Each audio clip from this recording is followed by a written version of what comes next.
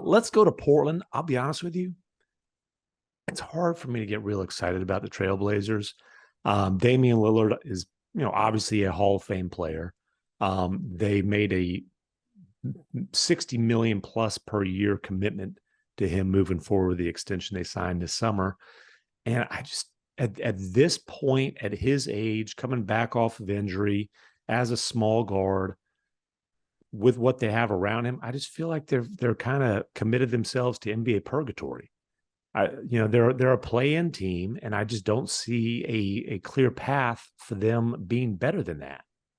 Right. What is their ceiling? Maybe the 6th seed. Like maybe if everything hits. Look, and obviously the West is loaded, and that's an ask. But I've seen firsthand Jeremy Grant. Is Jeremy Grant the quote-unquote difference maker? I don't know. I don't know about that. And so they kind of cast their lot with Jeremy Grant. I really like Anthony Simons. I think that he's a good up-and-coming player. But, there's clearly a division within the division.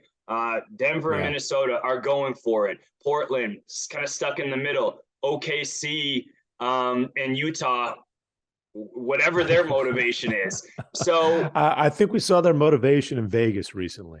Yes. I think that's both of their motivations, numbers 1 and number 2. Victor and Scoot.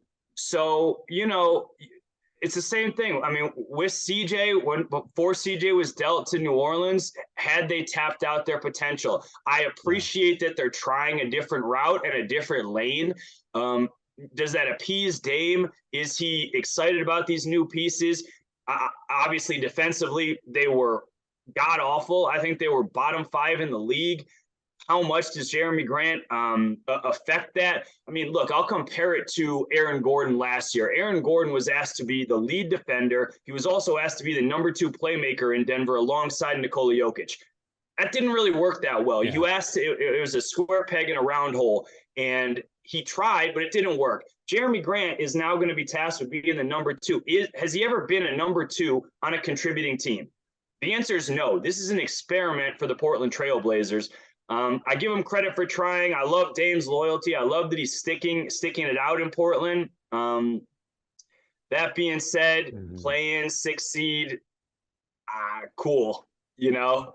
I think you're being awfully polite with the 6th seed as a possibility. Diplomatic. I think that you might have people in Portland saying, hold on, Jeremy Grant's not the number 2 option. He's the number 3. Anthony Simons, they just gave him a $100 million contract. He's going to be the number 2. Now, you might have people in the Grant household saying, hey, no, I am the number 2. That's why I left Denver, so I could always be the 1 or 2. But, the thing with Simons, he's a really nice young player. They had to sit him down last year because he was playing too well, and they were in full-blown tank mode. He can score, but I feel like we kind of saw the limits of the potential of Dame with another smallish guard with CJ McCollum. When they had some good teams, even some very good teams, the one year they got through the West Finals, it was a sweep, but they got to the West Finals. And I feel like, Anthony Simons is just a different version of the same old thing.